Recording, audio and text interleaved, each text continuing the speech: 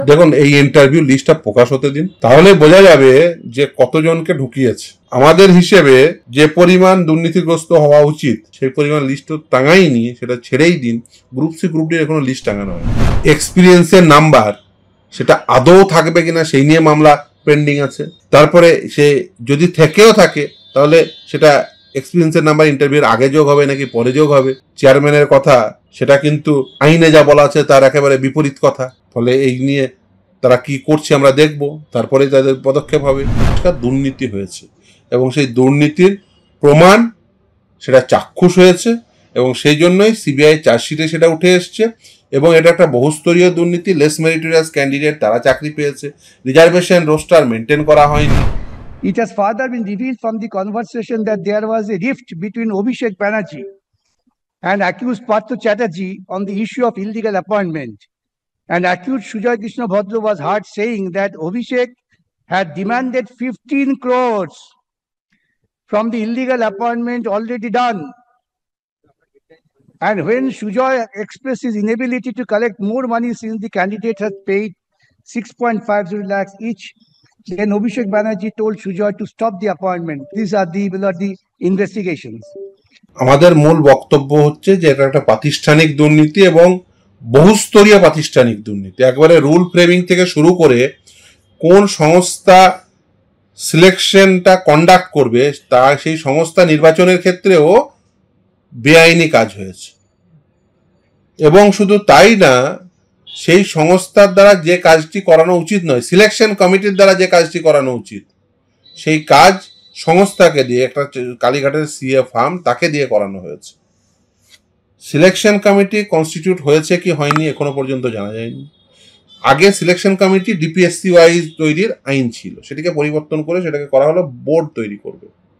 এর বোর্ড মানে হচ্ছে ক্ষমতাটিকে কেন্দ্রীভূত করে নিল, মানে কোটা টাকাটা এসে কলকাতায় এসে জমা হবে, খুব পরিষ্কার করে বললে।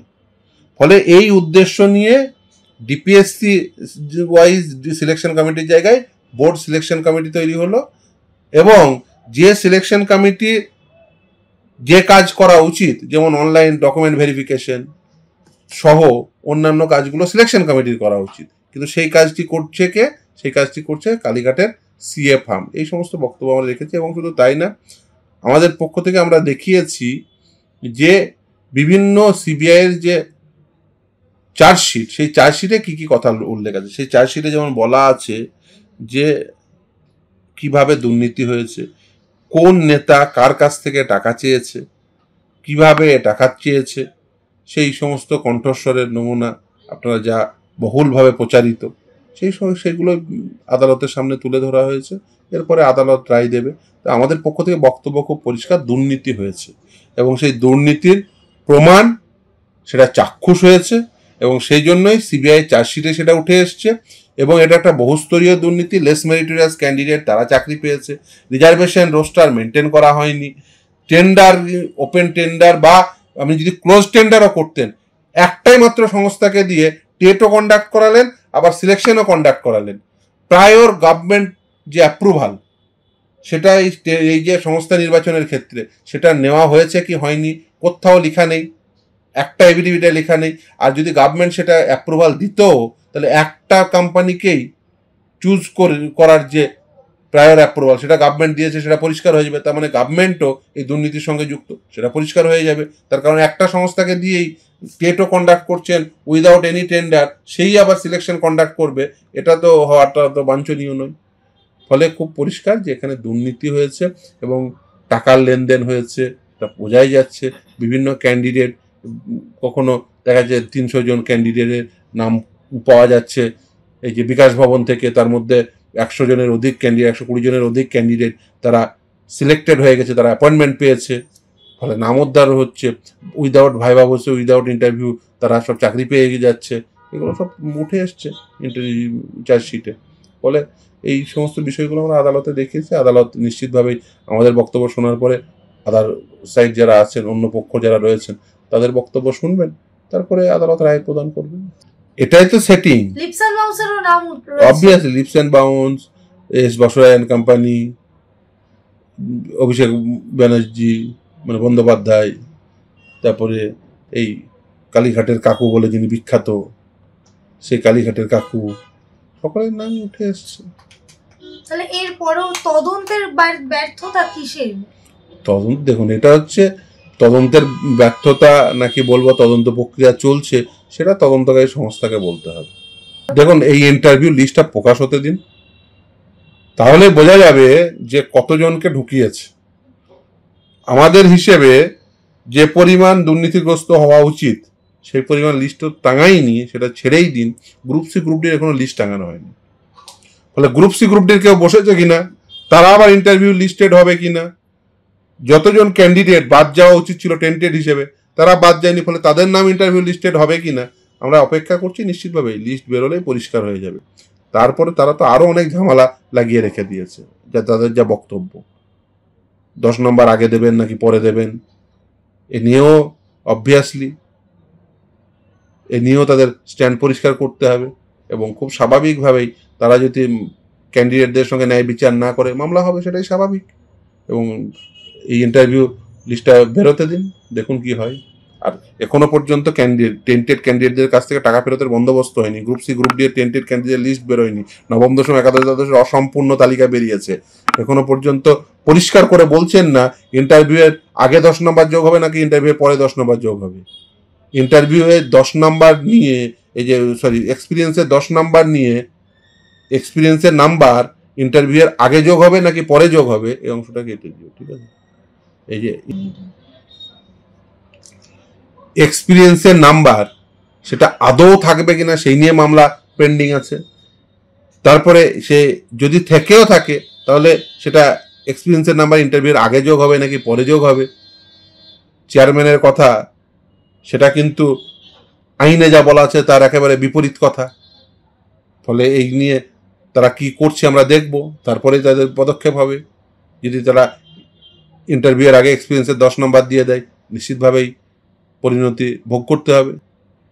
টেন্টেড ক্যান্ডিডেটদের রাখলে পরিণতি ভোগ করতে হবে এসএসসিকে, আর খুব স্বাভাবিক মামলা হবে, সেটাই স্বাভাবিক।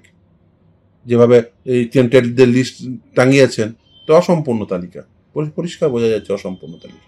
এখনো গ্রুপ সি গ্রুপ ডির তালিকা না প্রকাশ করা, এর সমস্ত দায় এসএসসি সরকার এদের নিতে হবে।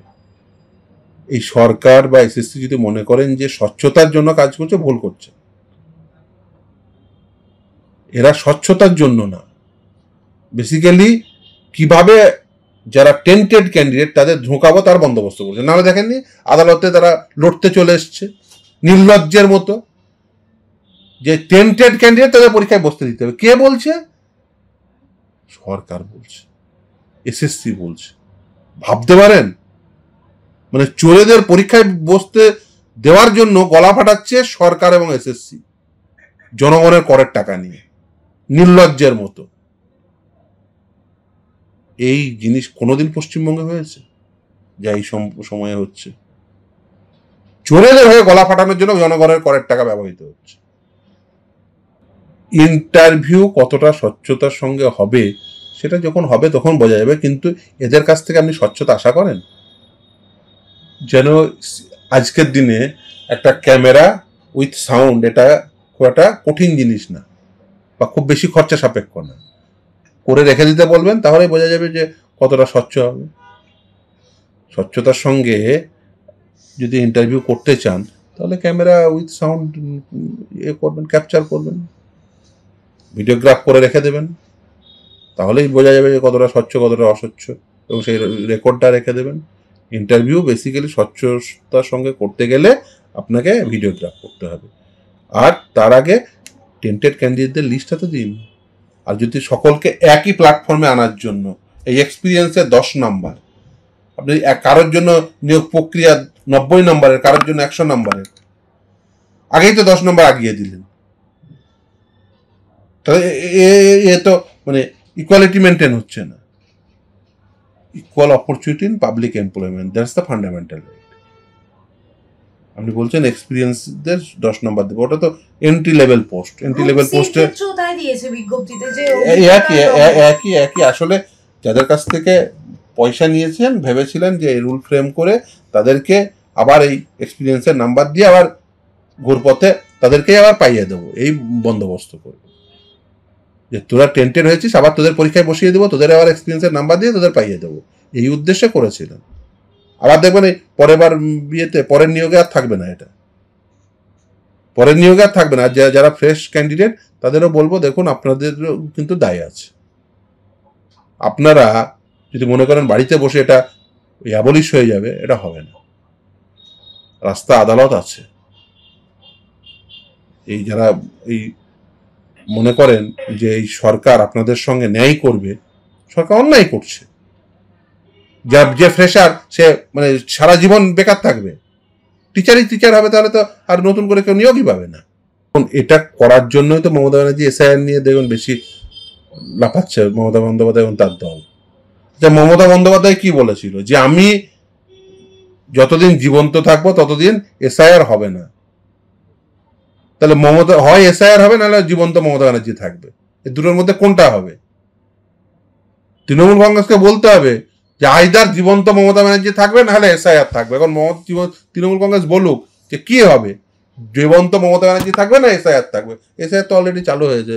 মমতা ব্যানার্জিকে দেখা গেছে কি মার্কেটে? আমি চাই না উনি ওনার দীর্ঘায়ু কামনা করি, তাহলে এসআইআর হচ্ছে না। এসআইআর তো লাগু হয়ে গেছে।